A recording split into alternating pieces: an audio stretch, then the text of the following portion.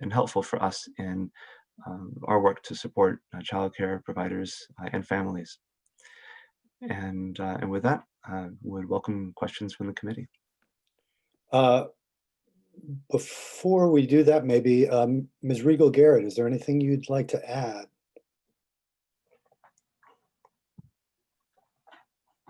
You're still muted. Nope, still muted. You can give us a yes or no. Hey, There how we go. about that? Awesome. No, I think the deputy covered it just fine, and I'm anxious to help support any details in terms of your questions. Okay, great. Committee members, questions for Deputy Commissioner Barbecco? I have one. Oop, go ahead, Ruth. Thanks, Phil. And hi, Stephen and Melissa. It's good to see you guys again. I appreciate the update. And one question I have is, you mentioned, Steve, the 9,000 slots short before COVID. Did you mention how many you are estimating we're short now, or are you still not sure because of the inadequate statewide data system? And thank you for that question, Senator Hardy. Unfortunately, we don't have our finger on that number right now. Okay. We do have a very rough approximation of the number of providers that are open or opening in the next few weeks. And we hope, as we continue to move forward, that we'll be able to determine more stable numbers. Okay. And I know that you finished the stabilization program, that was something you were running just during the COVID crisis, and now it's ended. However, it's really clear that childcare centers and home providers need ongoing stabilization payments in order to be able to continue to be open, particularly because they're opening at lower enrollments and therefore don't have the tuition payments. And, this may be just something that we as the legislature need to provide to you to be able to provide to childcare centers. But do you have a position on a longer term stabilization program, maybe one that would at least go through the end of 2020 and provide stabilization payments to these programs as they get back up on their feet? And then hopefully increasing the subsidies and other payments, the pre-K payments and things like that, so that more families are supported. But I've never heard you testify that you think a stabilization program should continue in some form. So I wonder what your position is on that. Thank you, Senator Hardy. As you pointed out, the stabilization program was developed and established to help keep the child care structure and infrastructure afloat during the closure period. That was the goal. And now that we're out of the closure period, as you point out, the stabilization program has ended. The administration is certainly watching very carefully and listening very closely to childcare providers and also to families as we move through the month of June to get a sense of what the needs are and what the barriers are to bringing our child care infrastructure back up to the level it was pre-closure.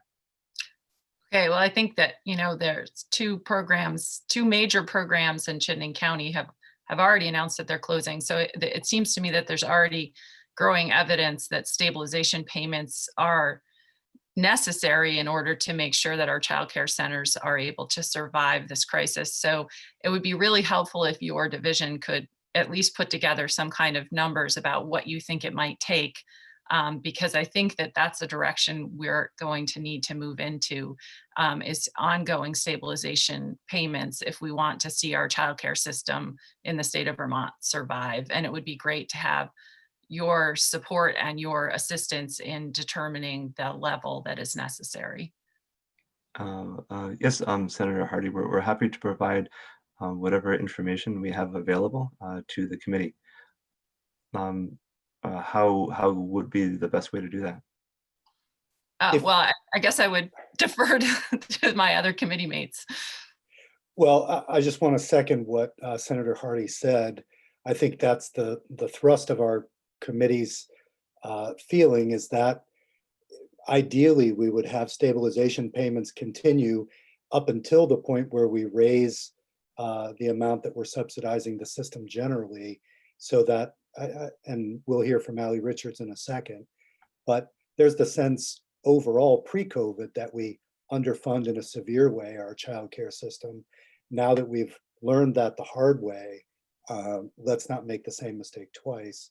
So if your office could provide an estimate, the Senator Hardy suggested through the end of 2020, what would it cost to continue some form of stabilization? That would help us. The other thing I just want to point out is Senator Ash makes a great point about the administration's 400 million for economic restart, which is a nice round number, a very impressive number, the sort of number we don't normally throw around, but we have 1.2+ billion to work with. So 400 million becomes a workable number. But if we were to, instead of 400 million, go with 390 million, that would still be a record-breaking historic amount of economic development funding, but you would have suddenly 5 million or so to put into something like this. So it would help to have estimates. It would help, again, to have the support of CDD for such a program. I understand that, the governor's recommend is what it is, and everyone serves at the pleasure of the governor. But I think on this one, we're all on the same page that we really need these centers. And that leads to my next question. So first, thank you for what you did following your last visit to us. We talked about some confusion and guidance for programs. Some programs, at least one, was asking parents to pay 100% of tuition rather than 50%. You very quickly put out clarified guidance. That program put that out to their parents and then promised to refund to parents or credit them with some of the money they had paid in inadvertently. And so that worked out very well. But I started thinking this morning about another scenario, which is parents at St. Mike's and UVM, I'm guessing, paid half tuition right up until the point where they learned that those programs were not going to reopen. So if that's the case, you had people paying hundreds, if not thousands of dollars on the expectation that that would save the program that their child goes into and reserve their slot. Now it's as though they never paid that money because they have no program to go to. So my question is, in that case, does the program or the state or both owe those parents any of that money as a clawback? Because the agreement was that they would have reserved slots ready for them when the system reopened. Clearly, the 60 families at UVM and the equivalent number at St. Mike's do not have that, even though they paid that in good faith. So just that may be the first time that's been brought out, or it may not. But what are your thoughts on that, Deputy Commissioner? Thank you, Senator Booth. Frankly, I'm not familiar enough with whether UVM and St. Mike's access the stabilization program to speak to them in particular and the experience of those families. I can say that it's our understanding that UVM decided to close their program, and that decision dates back before, or the reasons behind that decision date back pre-closure. And I don't have further information about St. Mike's decision, but I can say that when a program decides to close and it makes that business decision, then typically the community of educators and staff, and of course families, come together to try to find a solution that meets everyone's needs. We saw this not that long ago with the series of or collection of programs under the name of HeartWorks, LoveWorks, and SteamWorks, where some of those programs made the hard business decision to close. But another provider was able to come in and use the space that would be vacated and provide service to those families so that there was minimal loss to the number of childcare slots. And in CDD, we help with that process as best we can. Our role as within the regulated system is to help providers with variance requests so that when there's a change like that with HeartWorks, LoveWorks, and SteamWorks, and potentially a similar change that may or may not happen with St. Mike's, that our licensing staff is there to help with any requests for variances and provide technical assistance so that childcare providers can access facilities that are safe and appropriate, and families can access childcare that meets their needs. And from what I understand, the UVM Center is working in Williston to find space for their families. But, and I guess it would be key to know whether St. Mike's or UVM accessed the stabilization program funds, because I think it's easy to understand if they did, and these are not institutions that are going bankrupt. What they've decided to do is just close their childcare centers. I think it's a different story if a childcare center took stabilization money and is bankrupt and they can't offer services and they don't have the money to pay it back. But if it were the case that UVM and or St. Mike's did access the stabilization money and then potentially also got payments from parents, we would need to know that, I would think, and redress that, because it would be money for parents that just went down the drain, and these would be institutions that would be well off enough to reimburse if such were the case. So could I ask maybe at some point today or tomorrow, if you could just send me that information, whether those centers were involved in the program? I'd be happy to, yes, sir. Great. Other questions from the committee? Okay, let's go to Ally Rich. Oh, I'm sorry, Ruth. That's okay. I just had a follow-up question for Melissa that came out of the last time we were together in this virtual space, which was a question about support for childcare programs that are looking for human resources support or guidance, for particularly surrounding staff members who are not able to return to work because of health reasons or other reasons that make them unavailable. And I've heard from childcare centers that they're just not sure what to do, and they want to do the right thing, but they don't have the human resources expertise. You said you were going to look into that, and I'm just wondering if you had any more information on that issue. Yeah, I did actually. I reached out to our partners at ACCD and the Department of Labor to find out, what was the employment laws around all of that, and we will include the responses to that in our next FAQ. But essentially, because Vermont's an at-will state, the employer, and this applies not just to childcare, it applies across the board. The employer and the employee relationship is something that they work out together. So we've got a lot of details around that. Senator Hardy, you asked, I think, a couple of different layers of questions tied to that. So I'd be happy to send you what I learned from the Department of Labor. That would be great. Thank you. Senator Perchlik.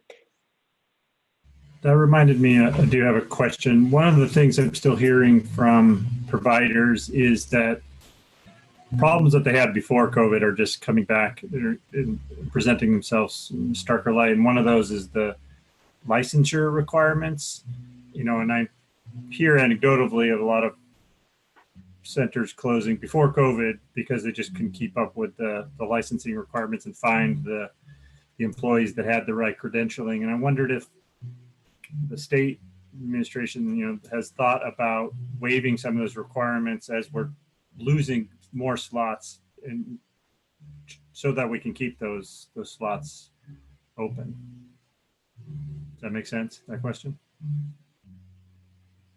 Who would you like to pick that up, Andy? Well, I guess anybody that feels qualified to answer. Well, Senator, I can say that we are very sensitive to feedback like that. And as part of our rules promulgation process, we have a very strong commitment to getting feedback from the field, from child care providers, and also from families and stakeholders and the public generally. And as part of that process, if there are rules that the members of the public feel lead to childcare provider closure, then we certainly need to hear about that. And that would be very helpful for us. Melissa, would you like to add some detail? Yeah. So actually, currently through the COVID response period, as we were serving essential persons, and then as we're rolling into this transition, our licensing rules actually have a variance request lever that can be pulled, and we are processing and supporting programs with a variety of variances, one of which is tied to staff qualifications.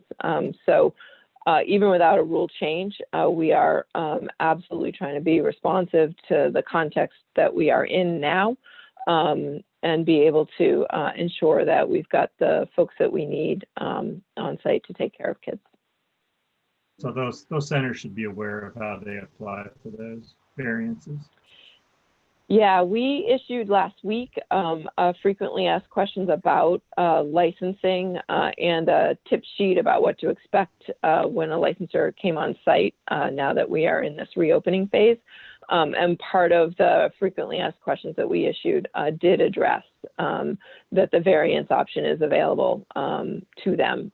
Again, not just for staff qualifications, for a variety of ways. Sometimes it's even serving children in different age groups. So we've got folks that maybe previously didn't serve school agers that are applying for variances so that they are able to serve school agers during this time. So. Okay, thank you. Yeah. Okay, let's go to Allie Richards. Thanks for joining us, Allie. And I'm wondering, this is a conversation that's spun out in 3 or 4 different directions, but it's all the same basic idea, which is how do we support going forward in the short term for the next 6 months, but also in the long term. Thoughts on, if I could ask you just to respond specifically to the structure that was laid out. In other words, the closing of the 2 programs, the stabilization and incentive program, the current DCF Restart stipend program. What's your sense of those in terms of efficacy? Are they enough, et cetera? Thank you very much for allowing me to share my perspective. And for the record, Allie Richards, CEO of Lesser Kids. And also very quickly, I feel like within the context we're working in, all of us right now, I just can't make any statement without saying that I personally, and Lesser Kids as an organization, stands with Black Americans and marginalized population to do whatever it takes to confront structural racial inequity. And we're becoming more and more attuned to the intersection of early childhood education issue and the incredible role that high quality childcare plays in moving us towards a more equitable and just future. So thank you for that. I just feel remiss to not say that in this context. To your specific questions. Thank you for allowing me on, because you already alluded earlier that you knew what I was going to say.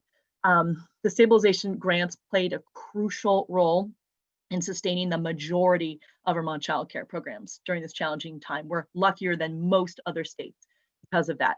However, as you're seeing with these 2 closures, the Vermont child care system was substantially underfunded before the pandemic. So again, this is a hard message in this very difficult economic context to take in, but the childcare system was in absolute survival mode in every single dimension before the pandemic, and this is really the straw that's breaking the camel's back. The programs at UVM and St. Mike are unique in that they are tied into Vermont's underfunded, higher ed challenges as well, but they are absolutely not unique in what they point to all childcare programs. They are absolutely the canary in the coal mine because they were implementing best practices. Okay, they were doing what we as a public have not funded and not valued. They were actually investing in very high quality programming, which included paying staff on par with public education benefits and public education colleagues. They had incredibly high quality because of that. They had incredibly high staff retention. They subsidized the cost of care for their families. As we know, CCFAP has not paid ever before COVID or now enough to actually reimburse the actual cost of care. And so both of those higher ed institutions were losing substantial money on these programs because they were doing what we will not do yet as a society. So the underlying issue here is the underfunding of childcare. It's public dollars. To Senator Perschlick's question as well, yes, logistically, there are variances. Of course, I'm really glad to hear CDD, there is flexibility, there are variances, but moving back the bar on quality, is not really what we believe is possible or necessary right now in this crucial moment. It's really flexibility and variances like that can help through this struggle, this moment we're in with a pandemic. But, it's the lack of money that's causing these closures, and that is causing programs to struggle and causing programs not be able to find folks because they're paying poverty wages because there's no money in the system. So I have to make that point. It is a tough reality for us to face in a pandemic response, but it is what is causing these problems. And we can't just there's no magic bullet to go to these two programs, to continuously do targeted subsidy and superhuman sort of work to prop up these programs when really it will continue to be a problem. We will lose more and more and more childcare over these months if we don't commit to addressing this. So that to your specific question, Senator, the stabilization program, incredible. Now the Restart program, the flexibility needed is already in the program. So that's very important because every single childcare program has a different situation. How many kids are coming back? How many teachers can they retain with underlying health crises and age and other things? So we just don't know yet how much money is going to take, but we know 6 million will not be enough for all the reasons that you said. It's a good start, but it's certainly not enough, by the way, for summer camps and for childcare. And it's not enough for those who are seeing that half their families are not coming back, so they can't make ends meet right now financially. So they may have to look at closure, even though they didn't think they had to. And so we really have to look at increasing the dollars in the Restart program as an absolute first step. So we have, and I believe we actually submitted before my testimony to the committee, a Building Stronger document. The beauty of these recommendations, Senator, is that they put us on a path with CARES Act dollars to get us financially through this pandemic with childcare for a lot of the issues that you've already pinpointed in the earlier conversation, and it sets a path to systemically starting to fund childcare properly. They're in the document I sent. I just quickly go over them as they intersect with your question. Ally, Yeah.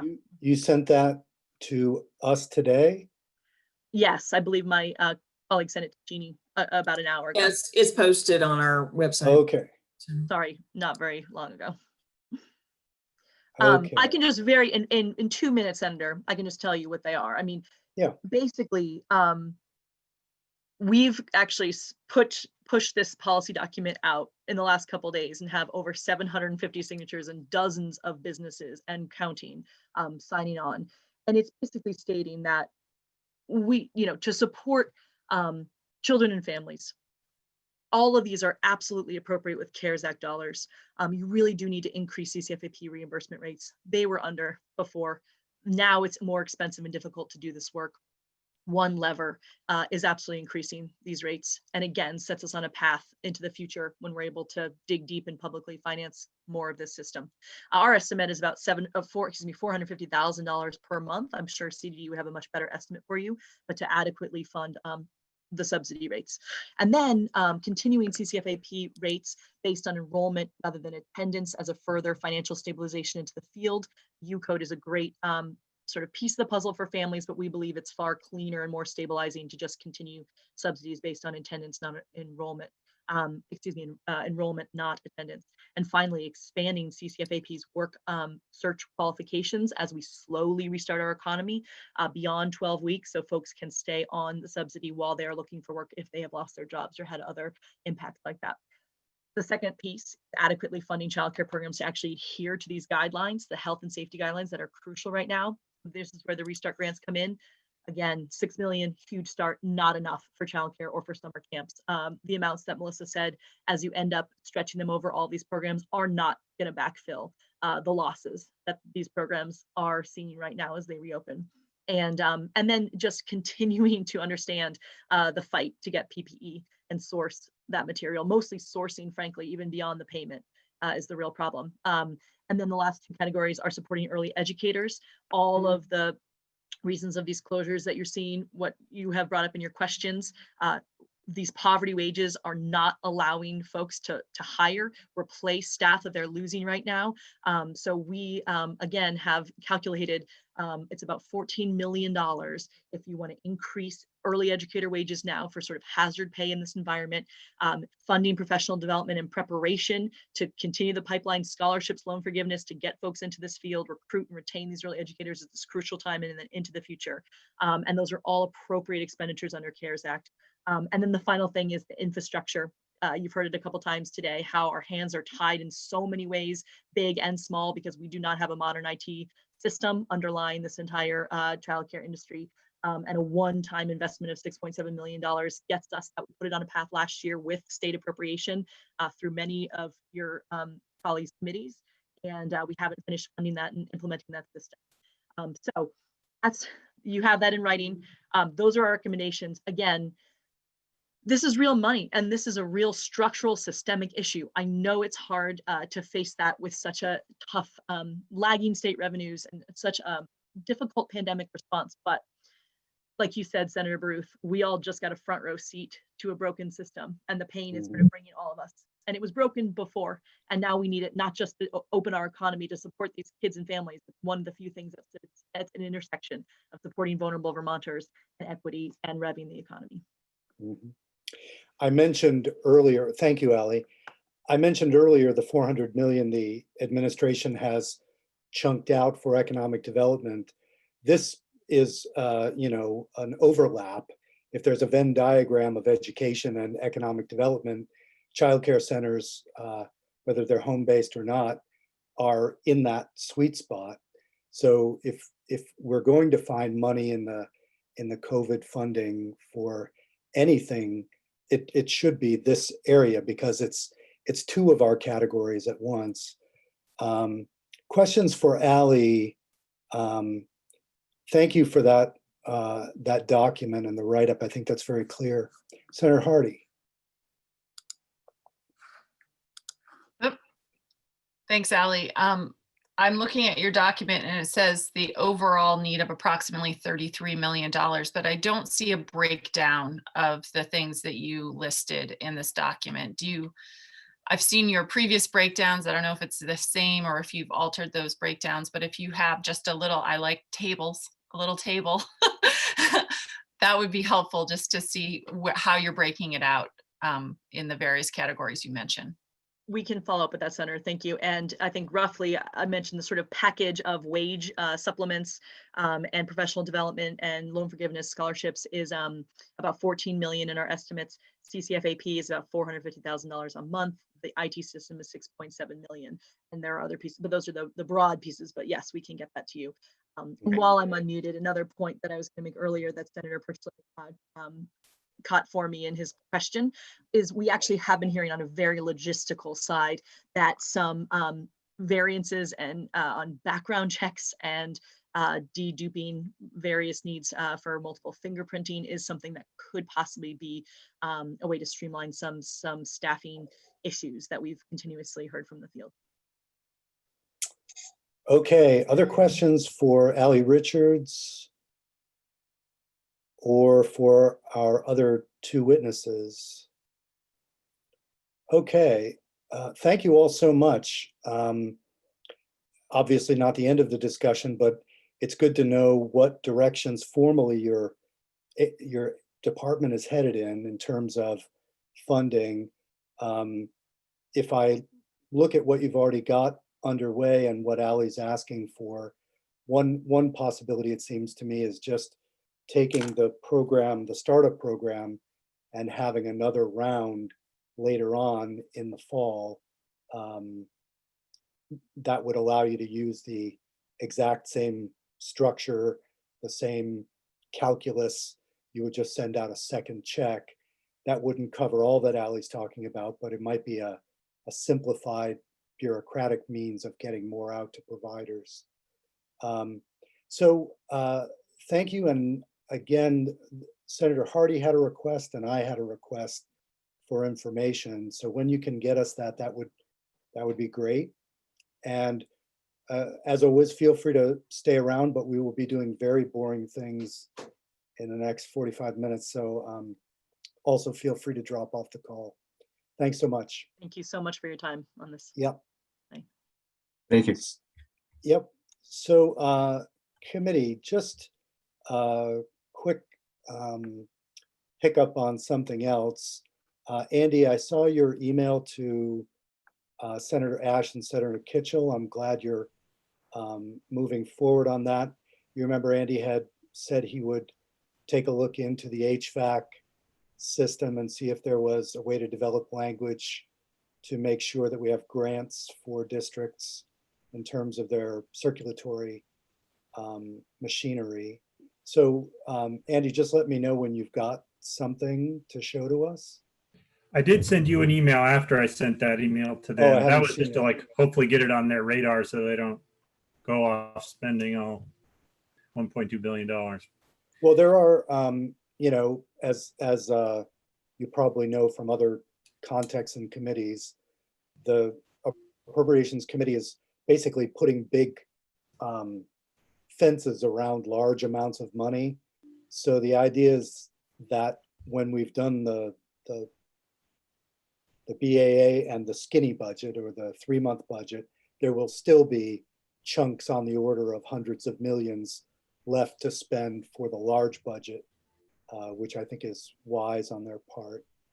And part of that is going into the administration's 600 million, 400 for economic development, 200 million for healthcare, and indicating that they're not just going to greenlight that massive amount. They're going to probably shrink those down significantly, which will leave more for things like this, hopefully. So Corey, are you ready to take a vote? There's actually a new system that Jeannie will do it and I sign off on it, but okay. We're ready to go. Jeannie, you're ready? Jeannie, are you still with us? If not, I can take it. I have the sheet. No, printed. I'm here. I was just Okay. trying to post the document that Ally Richards sent in response to Senator Hardy's request. So that's why I was not available immediately. I can't see you, Jeannie. Are you? You want to see me? Yeah. I always prefer to see you. Oh, golly. All right, just a minute. I got. That's all right. If you'd prefer not, that's another thing. I just have to find the little screen here. Here we go. So this is the extension on the All lead right. work, and what was your recollection of what David Englander said they had spent on the lead program so far? I clearly heard him wrong, and I checked with him and got another figure entirely. Anybody remember? No. I thought he said Percentage-wise or dollar-wise? dollar-wise. Not a lot, Barely anything. It was- hardly any money. He thought that they shut off the faucets. Didn't he say completely instead of repair 'em, but- $33,000? Yeah, That sounds about right. It was really small. Right. it was peanuts.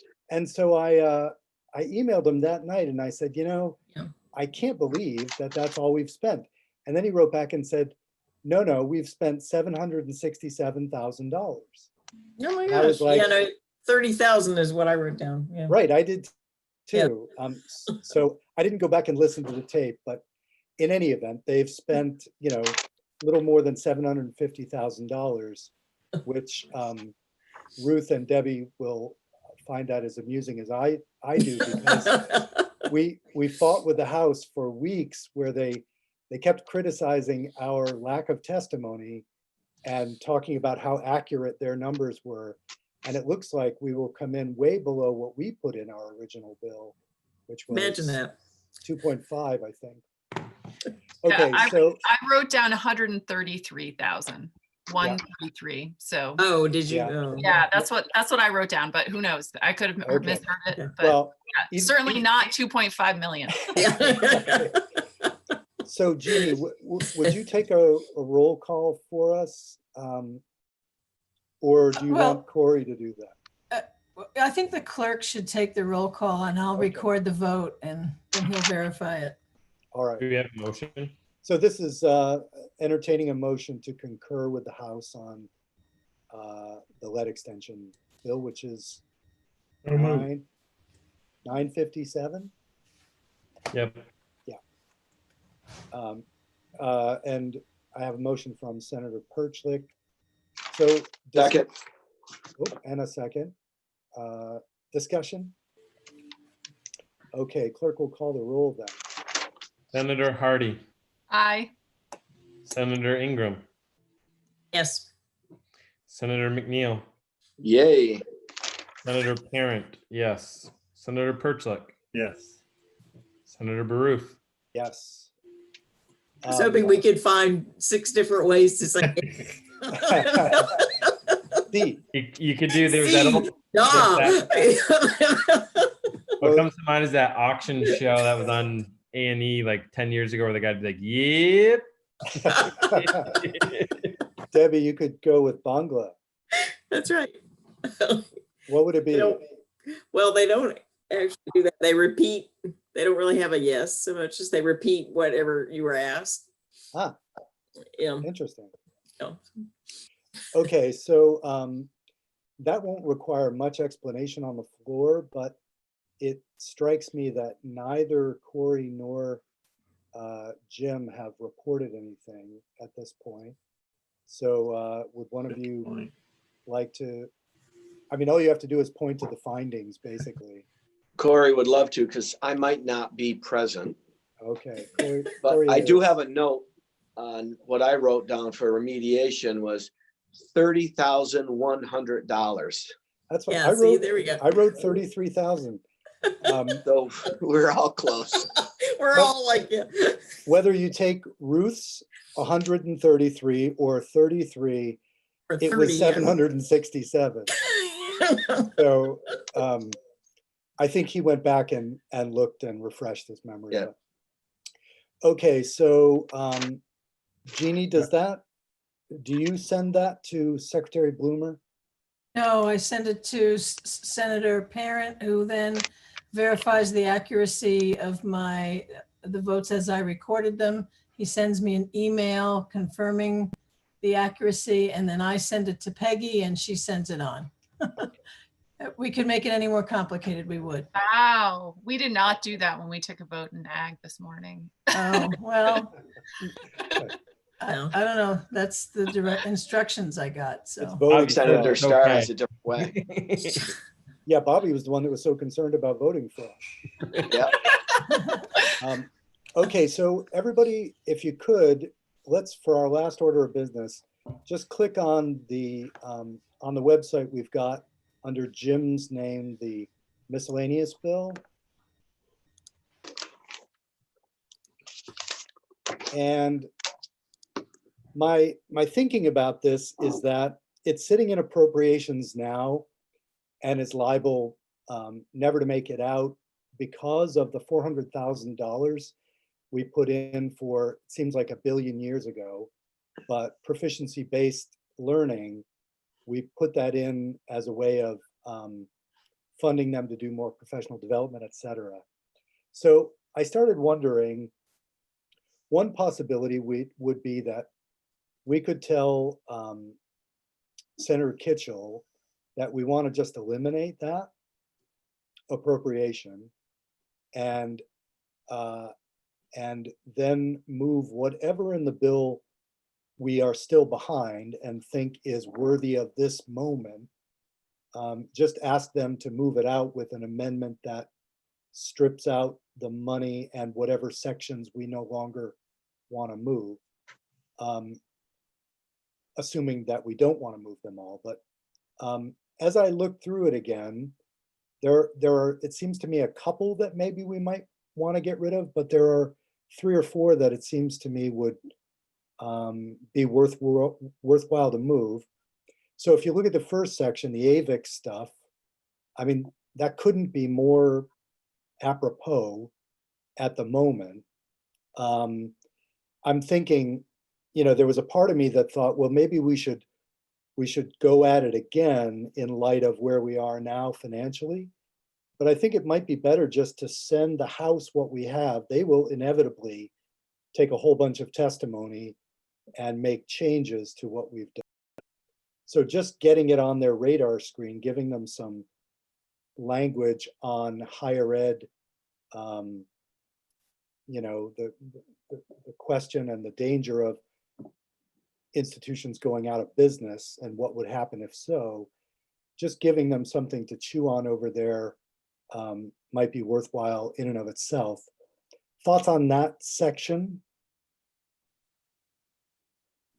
Yeah, I think it's very pertinent, as you're saying. Okay. Yeah.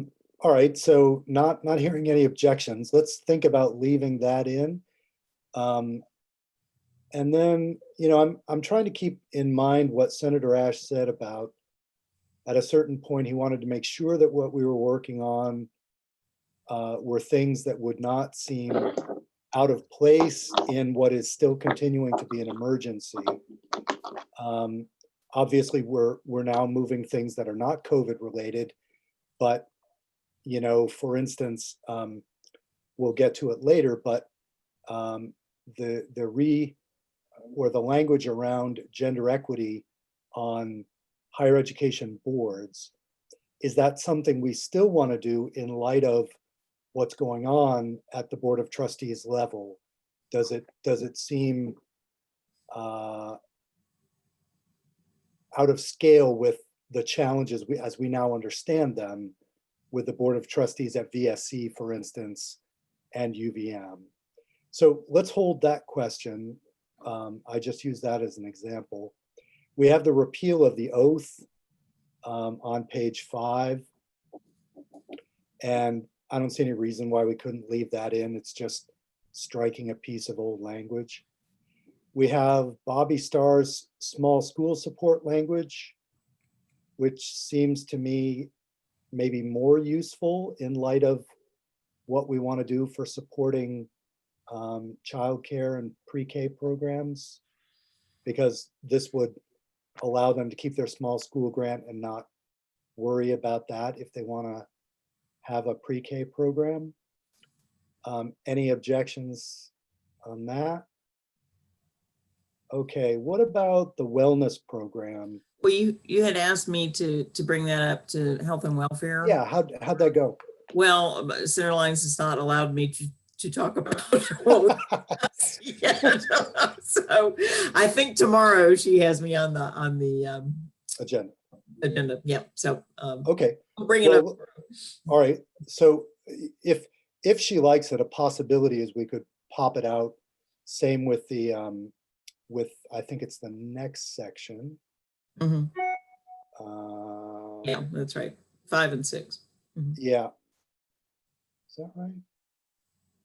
Yeah, and then the feminine hygiene one too. Yeah. 9. Okay, so I thought that was, they followed each other, but theoretically those could be popped out and placed in health and welfare language. The elections language, section 7. I'm trying to remember, I think the House dropped this into a miscellaneous bill of their own. But at this point, I can't see any problem with having it go twice, because it may be that one or the other of our bills doesn't make it. Andy? I had a constituent that contacted me recently about this, pointing out some their the reason they didn't like it. I can't remember right now, but they seemed to. They had a good point. I can't remember what it was right now, but I had some problems with it. Yeah, well, it's moving who appoints. And it comes from Martha Heath in Essex Westford, and it's been an issue that she's been very passionate about from last year to this year. And she obviously a former rep and well thought of in the House, and so it takes on a certain importance. But it's a good point. We shouldn't lose track of the fact that there are people who oppose it, no doubt. Right, and it just like delays this to 2021. I think it's people that got forced merged, so to speak, that when they have a board opening, they can't fill it. You know, it goes back to the merged board that appoints it, and they. Yeah. But because of this notwithstanding, to the year 2021, those local boards can't send their own representative. The full board picks the replacement, and so that just, some people don't like the fact that the local town can't send their own representative if there's an opening in between elections. Yeah. Okay, so let's put an asterisk on that one. So far, that's the only thing that isn't a no-brainer. Then this other language, I think, do we have Jim on the line yet? No.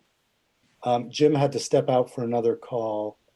I can't remember if both of these pieces speak to the same issue or not. So let's put those to one side.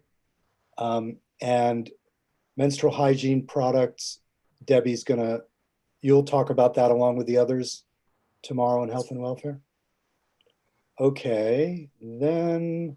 Can I just clarify, is that what the plan that would be added to the contraceptives? The free contraceptive bill, right? Okay. Theoretically, if Ginny is amenable. Mm-hmm. So the special education changes, I think we've already done. So that language would get pulled.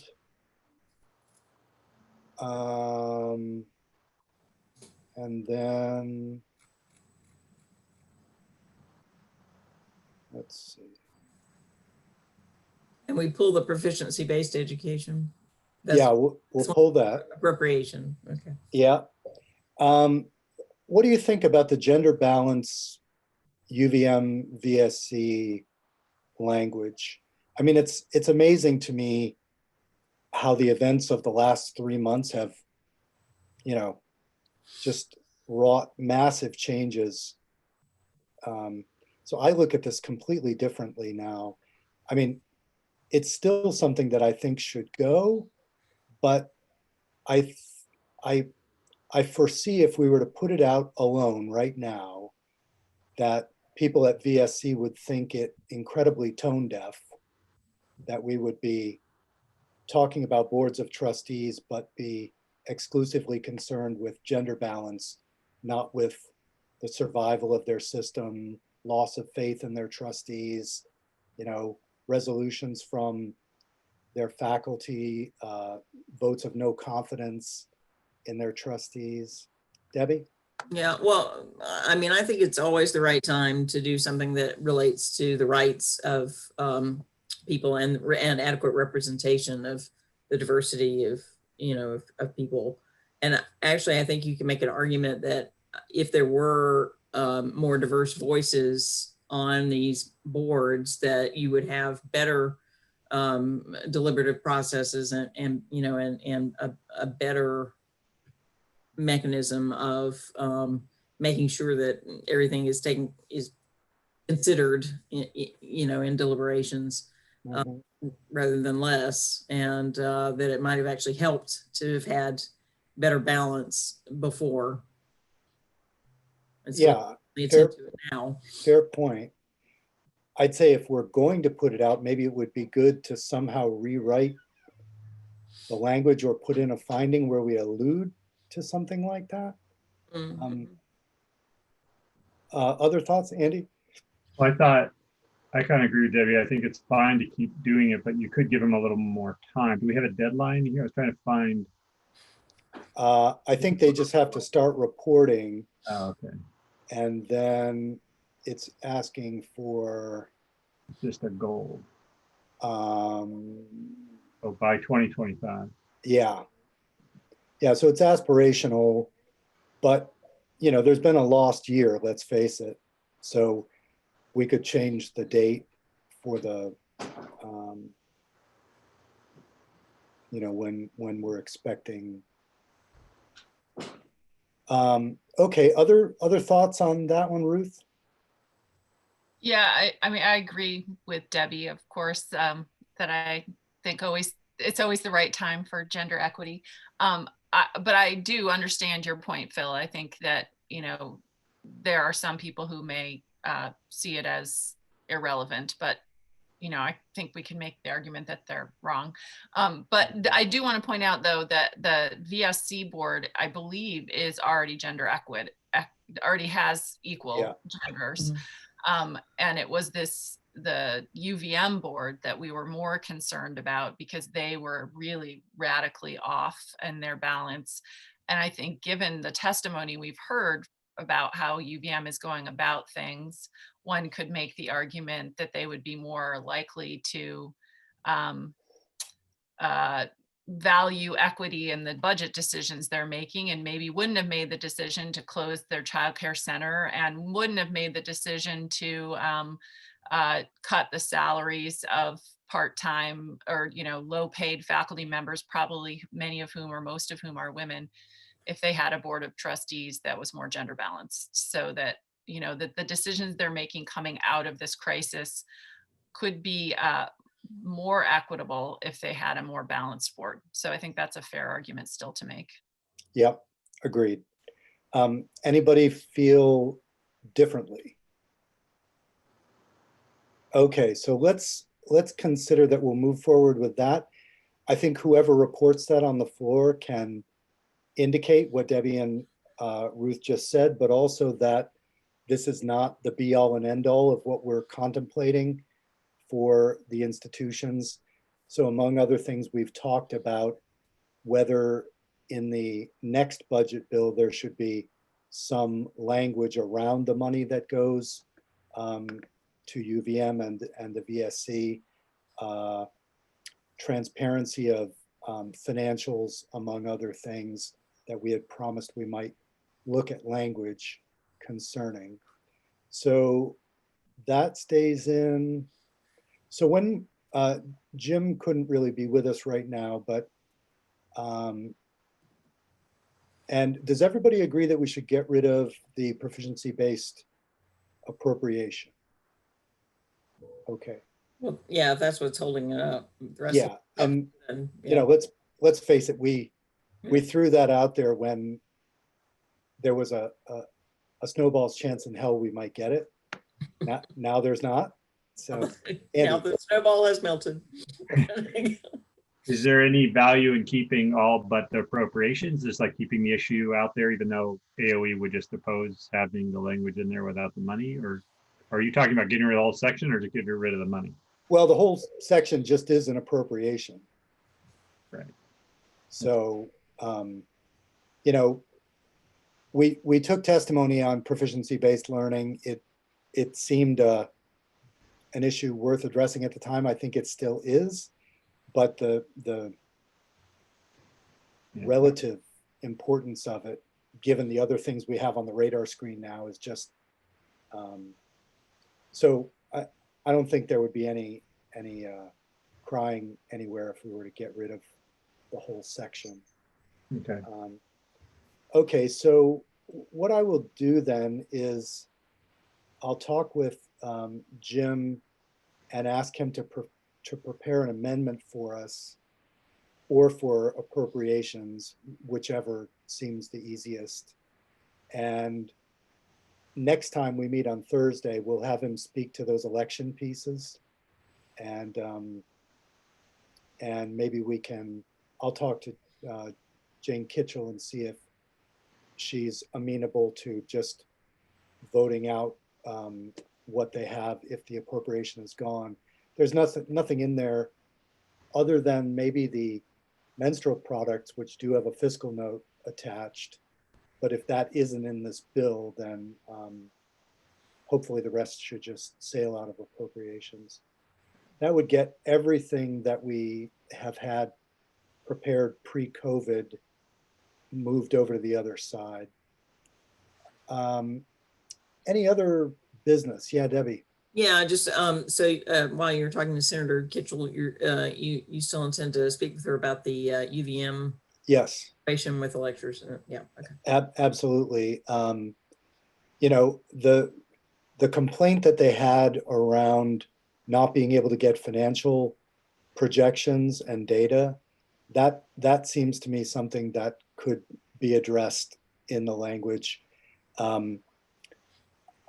It's a tougher question to think about because with both UVM and VSC, we're constantly asking for efficiencies and asking them to do more with less. So that's a very long-standing message out of appropriations. So basically the complaints amount to the fact that they are creating efficiencies at the bottom of the bureaucratic ladder rather than at the top. So, you know, it'll be interesting to try to mesh what our committee might think about that and what the appropriations committee might think.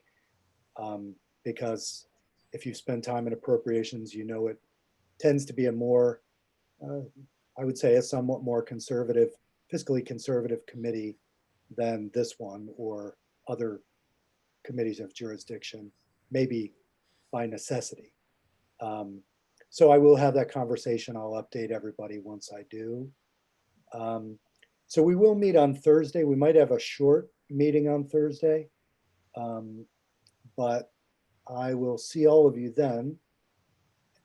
Andy. Well, you can look at the email I sent you. I did send you kind of an outline of this program, this, you know, school ventilation grant program. But let me know, you know, we can Perfect. talk Thursday maybe, or. Yeah, let's pick that up on Thursday. Okay. Okay.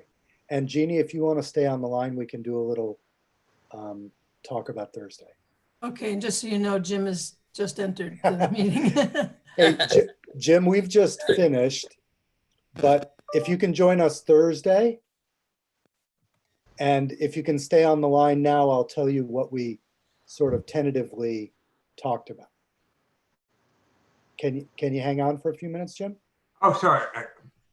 Yeah, I couldn't. I missed the beginning of your sentence, so I didn't know he was speaking too. So yeah.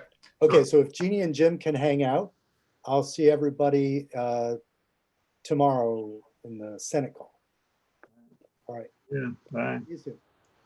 Okay, I'm ending live stream. Okay. Great. So Phil, sorry about that. I was on a call with Tim Ash talking about the adult education piece. Okay, good. Yeah. No problem at all. So what we did is talk about the miscellaneous bill, and the basic idea was that we'd like to remove the appropriation. In other words, remove the entire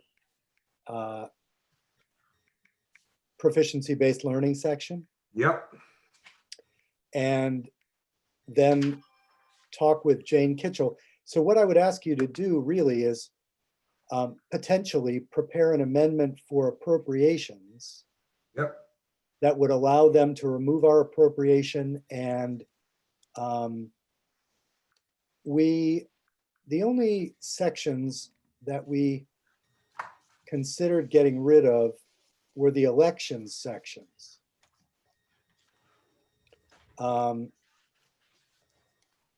You know, the Union School Yep. sections, There's two sections there. And I think the first section is maybe going into the skinny bill. the first section is going into the what bill? The skinny bill. The Okay, okay. First quarter bill, yep. All right, great. Well, maybe we can, so the second section is unrelated? Second section deals with a very narrow point that the AOE raised about the mechanics of holding meetings when a unit school district is a member of another unit school district. That's right. Only So affects a few districts. that's not Martha Heath's language. No. That's the first section. Martha Heath's language, I talked to other people. I think that there's a plan, hopefully,